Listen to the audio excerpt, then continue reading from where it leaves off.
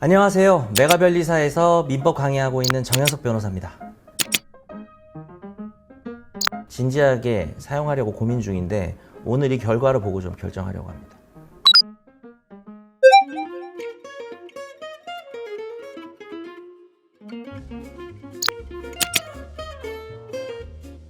이 정도 조언 해주기가 쉽지 않거든요. 대체로 괜찮은 조언인 것 같다. 놀라긴 했어요. 근데 이것만 보고 학습 계획을 세우기에는 대단히 위험하거나 제가 볼 때는 이건 좀 아닌 것 같은데 하는 부분들도 있었어요. 그래서 재밌었습니다.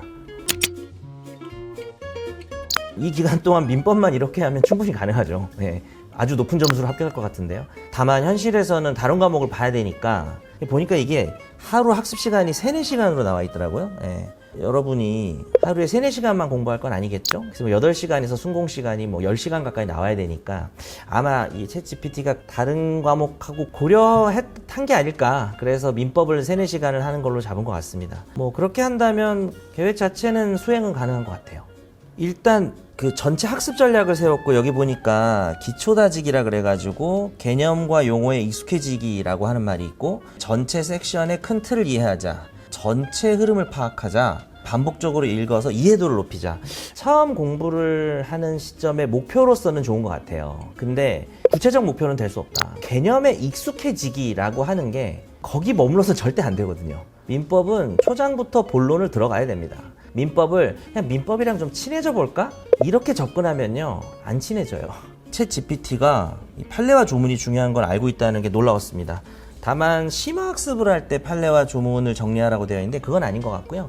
처음에 기본 다질 때부터 판례 조문 공부하는 겁니다. 그 다음에 최종 정리 모의고사에서는 이제 모의고사를 풀어서 실전 감각을 익힌다 그랬는데 처음에 기본 강의를 들을 때 바로 문제를 풀면서 자기가 이해하고 있는지를 체크를 해야 돼요. 그 다음에 여기 실전 감각이라는 말이, 모의고사라는 말이 의미하는 바는 아마 시간을 재고 푸는 실전 연습을 말하는 것 같은데 저는 이거는 많이 할 필요는 없다고 생각합니다. 그때 공부한 거 오늘 7문제, 10문제, 요 정도 푸는 식으로 하고요. 시간에 너무 구애받을 건 없어요.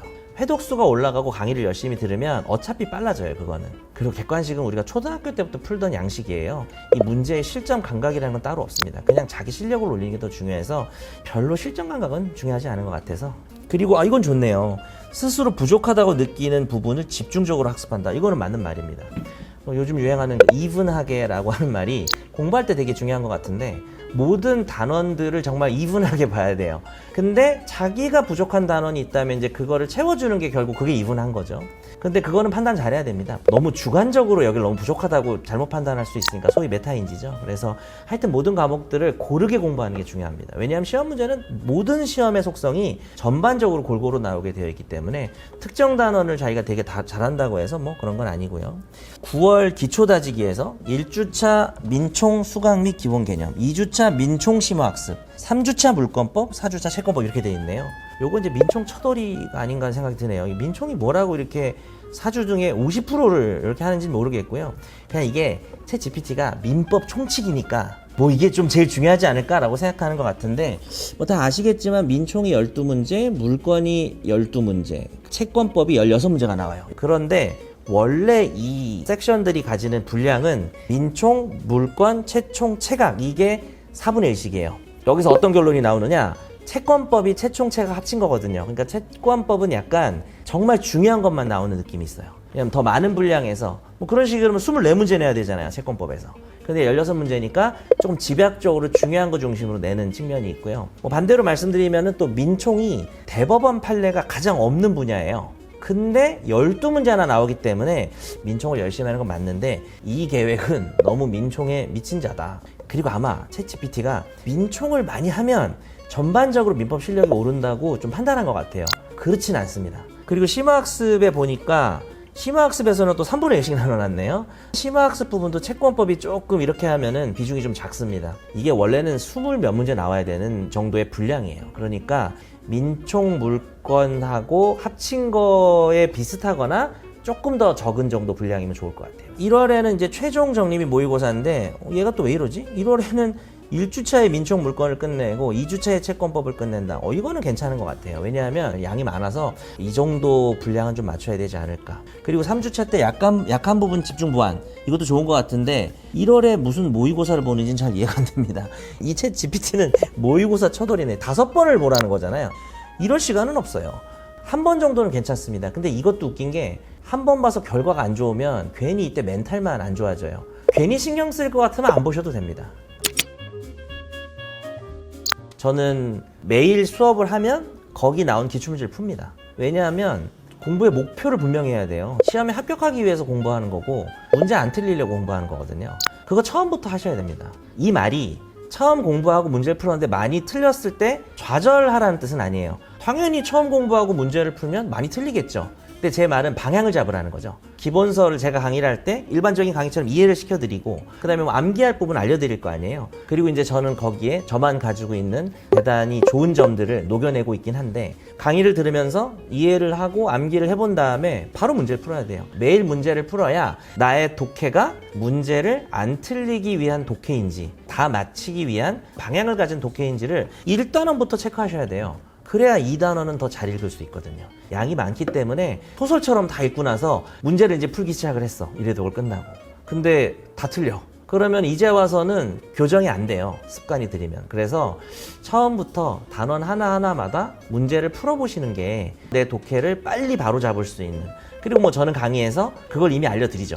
제 강의의 가장 큰 장점이 질문을 바로 합니다. 자, 이렇게 됐죠. 그러면 갑과 을은 이런 경우에 동시행 항변권이 있다. 맞을까요? 틀릴까요? 이런 식으로 많이 물어봅니다. 그게 사실은 문제를 푸는 거랑 비슷해요. 그러면 그거에 대해서 사람이 질문을 받으면 답을 하려고 생각을 하겠죠. 그리고 지금까지 수업했던 내용을 돌아보겠죠. 그게 연결이 잘 되는지를 자꾸 고민하게 만드는 게 제 강의 특징이에요. 9월부터 시작을 한다면은 제 기본 강의를 좀 하루에 4시간에서 5시간 분량 정도는 최소한 들어야 될 것 같고 사실은 그 이상 들었으면 좋겠어요. 근데 6시간을 듣게 되면은 순공 시간 10시간이 잘 안 나오거든요. 그럼 6시간 들으면 이제 복습 시간이 4시간밖에 안 되는 거죠. 시간이 없는 사람들은 그렇게 하는 걸 추천을 드립니다. 왜냐하면 제 강의가 복습할 거를 많이 남기는 스타일의 강의는 아니에요. 강의를 들으면서 바로 공부가 되는 부분이 저는 많이 있다고 생각을 하기 때문에 강의를 듣고 나서 도저히 이해를 못했다. 이 부분은 너무 어려웠다. 이런 부분만 복습을 하면 되니까 강의 하루에 수강하는 시간을 좀 늘리고 자기 복습 시간을 줄이는 게 좋습니다. 왜냐하면 민법이 복잡하고 양이 많고 체계가 대단히 유기적으로 되어 있다 보니까 이 공부를 하다 보면 시험과 상관없는 방향으로 빠질 우려가 좀 있어요. 그래서 저는 그냥 강의에 의존하시는 게 낫다고 생각을 해요. 차라리 강의를 듣다가 잠깐 이해가 안 되면 끊어가면서 이 강의를 통해서 내가 읽는다. 다만 유의할 점은 이해 안 될 때 끊기 시작하면 계속 끊을 겁니다. 그래서 시간 통제를 하셔야 돼요. 예를 들어서 오늘 4시간짜리 강의를 듣는데 중간중간에 끊고 내가 이해 안 되는 거 정리하고 또 듣고 이런 식으로 한다면은 내가 지금 1시간짜리 강의를 끊어가면서 듣는데 2시간은 넘기지 말아야겠다. 강의 수 시간 2배 정도 안에서 복습까지 끝낸다 라고 하는 것도 좋습니다.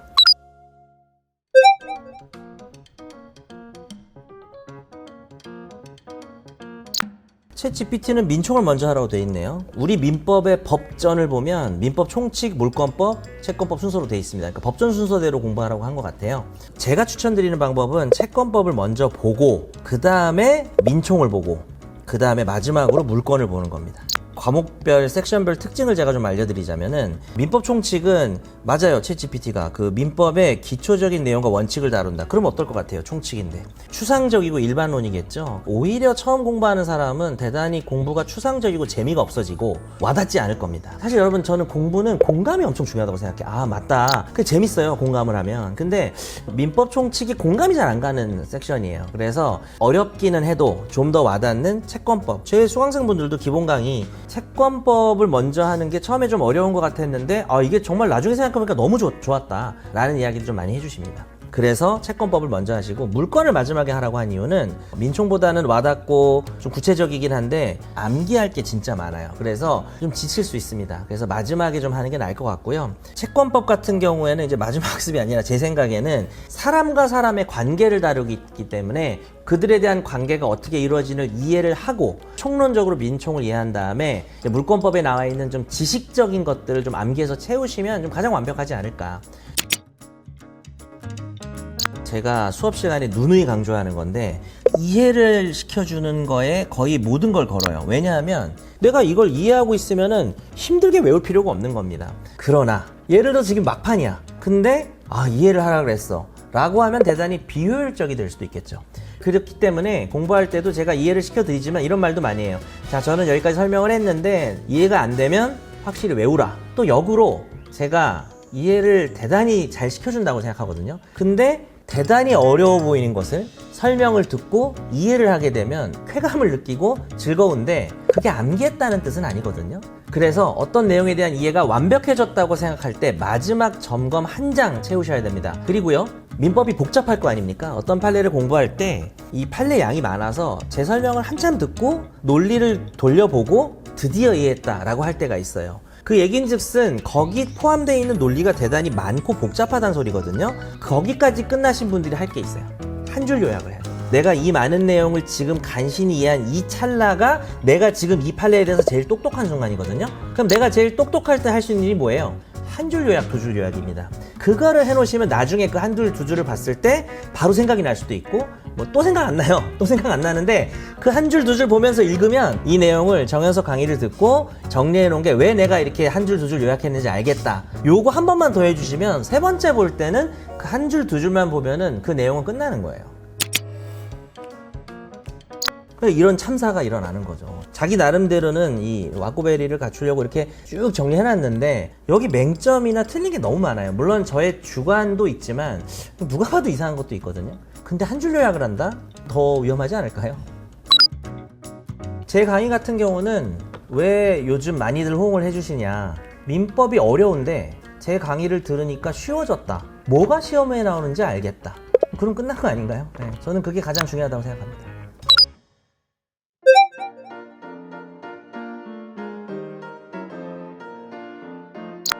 아니, 느낀 점이고 뭐고 2차 시험에서 민법을 공부하라고 지금 질문한 거잖아요. 2차 시험에 민법이 없는데, 그죠? 네. 이거는 제작팀이 좀 사악한 게 아닌가. 제가 이제 챗 GPT를 욕하긴 했는데 너무 대놓고 함정에 빠뜨린 거 아닌가. 2차 시험에서 민법을 물어봤더니 마치 2차 시험에 민법이 있는 것처럼 너무 정말 쓸데없이 고퀄이네요. 너무 열심히 답을 했네요. 그래서 이거 다 휴지 조각이죠, 뭐. 저는 약간 맞는 말인지 모르겠는데 챗 GPT한테서 강박이 느껴져요. 이거 볼 때마다. 나는 뭔가 좋은 답을 해야 돼. 휴먼이라고 부를지 주인님이라고 부를지 모르겠는데 나 주인님한테 잘 보여야 돼. 약간 그런 느낌이 있는 것 같아요. 좀 아닌 건 아니라고 말할 수 있는 용기가 좀 있어야 될 것 같은데 얘는 용기가 없어 보이네요. 변호사 쪽에서 제가 민법, 민소 다 하거든요. 그리고 이제 우리 변리사 쪽에서는 1차 시험 민법을 하고 있고 또 2차 시험 민사소송법 강의를 지금 준비하고 있거든요. 근데 그럴 때 제가 강하게 느낀 게 있습니다. 변호사 시험 민사소송법 사례형 문제랑 그 다음에 변리사 시험 2차 민사소송법 문제를 비교를 해봤는데 요거는 거의 비슷합니다. 물론 차이가 있어요. 근데 그 차이가 민법은 재질 자체가 좀 다른 차이가 있었다면 민사소송법은 그냥 변호사에서 나오는 것 중에 몇 개 버리면 돼요. 어차피 변호사에서 나오는 중요한 내용들 대부분이 그냥 변리사에 비슷하게 나옵니다. 또 차이가 있다면 사법시험 시절에는 민법 보는 날하고 민사소송법 보는 날이 달랐어요. 그래서 완전히 독립된 과목이었어요. 근데 로스쿨이 생기고 변호사 시험이 생기면서 하나의 교시 안에 민법, 민소, 상법을 다 풀어요. 그러면서 문제도 어떻게 나오냐면 민법이랑 민소를 웬만하면 좀 컴비네이션을 만들어서 내려고 해요.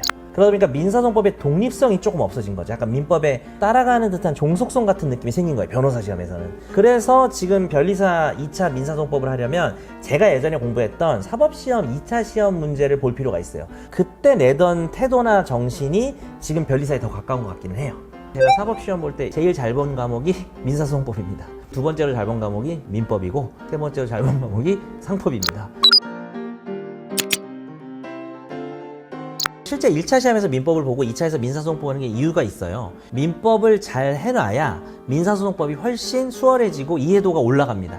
다만 민법이랑 민사소송법이 겹치는 부분이 생각보다 그렇게 많지는 않아요. 오히려 민법을 기본 전제로 하고 민사소송법을 들어가자는 의미지 뭐 민법을 내가 잘은 못했다. 근데 뭐 1차 합격했다. 나 민사소송법 어떡하지? 큰일 난 거 아니야? 그렇진 않아요. 그냥 민사소송법 하시면서 아 민법에 뭐가 이게 있었는데 내가 까먹은 것 같다, 내가 잘 모르겠다 하면 찾아보면 됩니다. 어쨌든 연동은 많이 되기 때문에 1차 시험 준비하실 때 민법 실력을 올려놓는 게 중요하죠. 민법은 실력을 올려서 아까울 게 없습니다. 1차 시험 합격률도 올라가지만 시험에서만 중요한 건 아니다라는 이야기를 듣고 있어요. 그래서 1차 시험 민법 열심히 하셔가지고 합격해서 2차 시험 민사소송법 강의에서 만나뵈면 딱 좋을 것 같아요. 그 챗 GPT가 여행 계획이나 뭐 이렇게 나의 휴가 계획 세우고 할 때는 대단히 유용한 것 같아요. 근데 자기 인생이 걸린 일 아닌가요? 내가 변리사 시험을 합격하면 내 인생이 달라지는 거잖아요. 근데 그 방법을 챗 GPT한테 물어본다? 그것이 어떤 결론인지는 제가 말씀 안 드려도 알 것 같고요. 저는 나름의 소신이 있고 지식이 있고 경험이 있는 사람이잖아요. 제가 강의를 한 지 이제 10년이 넘었더라고요. 그리고 제가 변호사 쪽이긴 하지만 1대1 상담을 30분씩 1년에 100명 이상 합니다. 그러면 이거는 강의만 하는 거하고는 완전히 다른 거예요. 내가 볼 땐 별거 아닌 줄 알았는데 대단히 그것 때문에 고전하고 있고 오히려 이런 부분들은 스스로 잘 하고 있구나, 이런 걸 많이 느꼈거든요. 이제 저는 그런 경험과 지식을 알고 나서 이걸 보니까 재밌게 봤는데요. 이런 쪽의 내용을 모르는 사람이 진짜 궁금해서 자신의 인생을 위한 계획을 세우기 위해서 활용을 한다면 안 될 것 같다. 뭐 이게 저의 최종 결론입니다. 그리고 너무 재밌었어요. 이거 기획하신 분 칭찬합니다. 한 달씩 휴가 보내줘야 돼요. 네, 너무 재밌었습니다. 네, 여러분 저랑 열심히 공부해서 제 얼굴 아시게 되면 반드시 합격할 겁니다. 자신합니다, 제가. 그래서 합격하시면 길에서 만나면 인사해 주세요. 제가 아무리 바빠도 반갑게 인사해 드리겠습니다. 그날까지 모두 화이팅! 내 직원이나 비서들도 일을 시켜보면 진짜로 그 일을 하는 사람하고 그냥 보여주기식이라고 해야 되나요? 쇼잉이라고 해야 되나? 뭘 보기엔 잘 괜찮아 보여야 되니까 뭐 그러겠지만 내용은 너무 함정이 많아서